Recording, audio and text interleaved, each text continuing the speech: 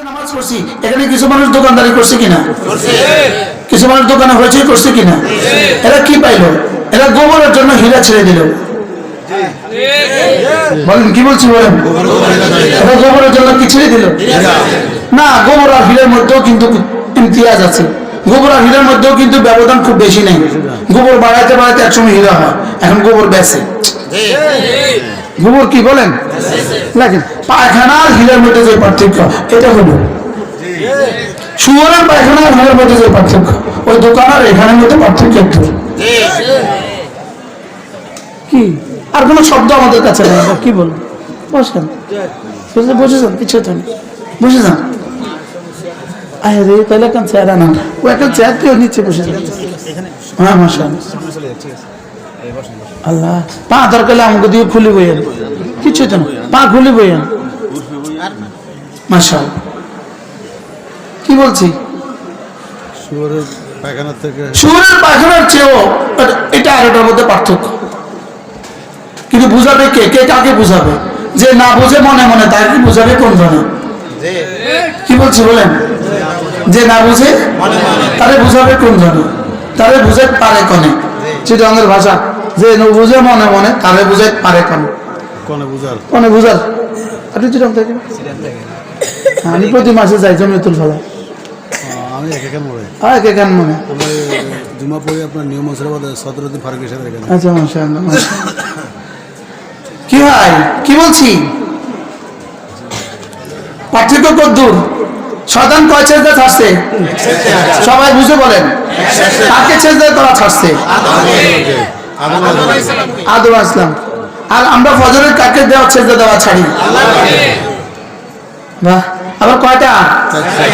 চারটা। চারটা, একটা ছেজদার দাম আজকে বলছিলাম না মসজিদে,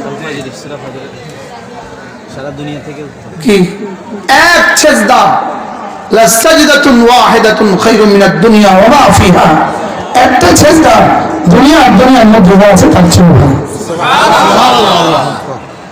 কি বলছিলাম আজকে? না কিচ্ছা বলছিলাম, সুফিয়ান সিদ্দি সাক্তির কিচ্ছা বলছিলাম। জীবনে শুধু একটা ছেজদা দিছিল।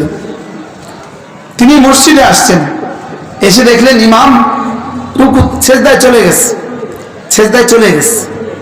স্বাভাবিকভাবে আমরা কি করি? যদি দেখি ইমাম সেজদায় চলে গেছে, আমরা সেজদায় শরীক হই না, ঠিক না? তো তিনি ভাবলেন শরীক হব না, এই সেজদা তো গণ্য হবে না, এটা তো রাকাত গণ্য হবে না। আর দেখি ইমাম কি করে, দাঁড়ায় না, বসে। তিনি এর পরে পরে তিনি ভাবতে থাকলেন, ওহ রাসূল তো বলেছেন সাল্লাল্লাহু আলাইহি ওয়াসাল্লাম, রাসূল তো বলেছেন লাসাজদাতুন ওয়াহিদাতুন খায়রুম মিনাদ দুনিয়া ওয়া মা ফিহা। একটা ছেজদা দুনিয়ার মধ্যে আছে তার চেয়ে ভালো। সুবহানাল্লাহ। এই কথা মনে করে তিনি ছেজদায় চলে গেলেন। এটা ভেবে তিনি ছেজদায় চলে গেলেন। তার ইন্তেকালের পরে কেউ একজন তাকে দেখলেন, স্বপ্নে দেখলেন। তো তাকে জিজ্ঞেস করলেন, আপনার সাথে রব কি আচরণ করেছেন? বলে, রব আমার জীবনের কোনো আমলই কবুল করেন নাই, শুধু আমার ওই দিনের আমলটা কবুল করেছেন। যে তুমি যে একটা ছেজদা, আমার রাসূলের একটা উক্তি, আমার রাসূলের একটা বাণীকে কদর করো, তো তুমি তো ওই ছেজদায় শরীক হয়েছ, এই জন্য তোমার জীবন সমস্ত আমি কবুল করলাম। কি হয়? কি দেখলেন? এক ছেজদা। দুজন মুসলমান, দুজনের বয়স 70 বছর, একটা না, দুজনের বয়স 70 বছর, জন্ম একদিন, মৃত্যু একদিন, বুলুগ বালেগ হওয়া একদিন, জীবনের নামাজের সংখ্যা সমান সমান, জীবনের রোজার সংখ্যা সমান সমান, জীবনের সবকিছু সমান সমান। দুজনে একই নাম্বার পাইয়া ফার্স্ট হইতে পারে না? দুজনে একই ভোট পাইয়া দুজন মেম্বার হইতে পারে না? পারে না? পারে না? দুজন সব সমান সমান। মাসালান দুজনের মধ্যে পার্থক্য শুধু একদিনের ফজরের নামাজ। এই দুজনের মধ্যে পার্থক্য কদ্দূর? একদিনের ফজরের নামাজ। চারটা ছেজদা হয়ে গেল, চারটা ছেজদা হয়ে গেল। আসমান আর জমিনে যা আছে এরকম চারটা দুনিয়া বরাবর তাদের দুজন জান্নাতের ব্যবধান। কোন শব্দ দিয়ে বুঝাবেন আপনি? কোন শব্দ দিয়ে বুঝাবেন? না, এটা বুঝার বিষয় না, শুধু ইয়াকিন বানাও। শুধু কি বানাও বলেন? এটা কিভাবে ইয়াকিন হবে? শুধু দুজনের মধ্যে পার্থক্য একবার সুবহানাল্লাহ। দুজনের মধ্যে পার্থক্য কি বলেন? একবার সুবহানাল্লাহ। এই দুজনের মধ্যে পার্থক্য হবে উহুদ বরাবর পার্থক্য। কি হয়? কি দিতে চান রব আমাকে, আমাকে রব দিতে চাইলেন কি, আমি নিলাম না। যার লেগে নাই তার লেগে ম্যাচ নেবাইতো না। আমাদের দেশের কথা আছে না, কি কথা, যার লাই নাই তার লেগে ম্যাচ নেবাইতো না। কি জানে কোন শব্দ বললে ইউটিউবাররা বুঝবে,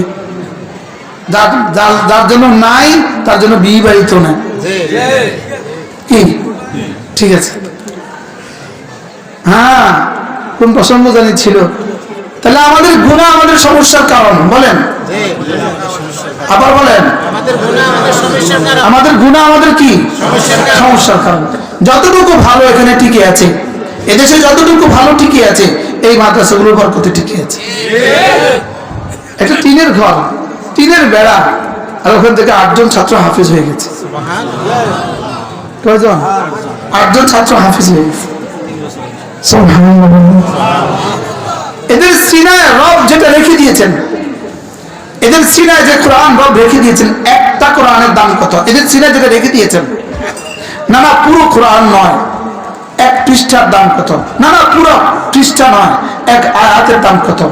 আল্লাহ তাআলা নিজে বলেন, কুল বিফাদলিল্লাহি ওয়া বিরহমাতিহি ফাবিযালিকা ফালইফরাহু হুয়া খায়রুম মিম্মা ইয়াজমাউন। আল্লাহ তাআলা বলেন, শোনো, এদের সিনায় আমি যে কোরআন রেখে দিয়েছি, এটা না সারা পৃথিবীতে যত মানুষ ছিল, যত মানুষ আছে, যত মানুষ আসবে, সকলে মিলে যদি সম্পদ জমা করে যে পরিমাণ হবে, এদের সিনায় যে কোরআন রেখে দিয়েছি তার 1 পৃষ্ঠার দাম তার চেয়ে শ্রেষ্ঠ। আমার বক্তব্য না, রব বলেন। কে বুঝাবে? আপনি ভাবছেন আপনার ছেলে কোরআন শরীফ পড়লে কি হবে, কোরআন শরীফ পড়লে কি হবে, ছেলে মেয়েটাকে কোরআন শরীফ পড়ায় না। ও এটা রেখে দিয়েছেন। একটু আগে আমরা যেখানে মাগরিব বাদ যেখানে বয়ান করছি, তানজানিয়ার একজন কারি আসছে, কারি ঈদি, আজকে এসে 1 ঘন্টা 10 মিনিট তেলাওয়াত করবে, 2 লাখ টাকা, 2 লাখ। তারে ওজন দিলে যে পরিমাণ টাকা, তার 1 মাসের টাকা তার চেয়ে বেশি। তানজানিয়ার বাদশাহ কিন্তু বাংলাদেশের নাম জানে না, হয়তো তানজানিয়ার বাদশাকেও বাংলাদেশ সরকারের পর্যন্ত দাওয়াত করে নাই, লেকিন তানজানিয়ার কোরআনওয়ালা বাংলাদেশের রয়্যাল গেস্ট। শুধু কোরআন তাকে দাম বাড়িয়েছে, কোরআন তাকে কি বাড়িয়েছে বলেন? কোরআন তাকে দাম বাড়িয়েছে। কি আপনাদের তারেক সাহেবের দাম কে বাড়াইছে? কে তারেক সাহেবকে লক্ষ্মীপুর চকবাজার জেলা জামা মসজিদে বসাই দিয়েছে? কে? তার কোরআন। কিসে বসাইছে বলেন? তার কোরআন তারা বসাই দিয়েছে।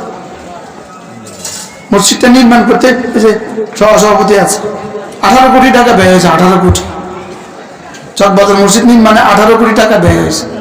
ওই মসজিদের খতিব, সুবহানাল্লাহ, পৃথিবীর কোনো যোগ্যতা দিয়ে হয়নি, শুধু তার কোরআন দিয়েছে। কি আপনাদেরকে আমার এখানে বসাইছে কে? আমি কি তাই জানি না। হাফেজ সাহেবের তো গলাও সুন্দর, তেলাওয়াতও সুন্দর, আমার তো সেটা মনে হয়, আমার তো কোনো বুঝিয়ে না।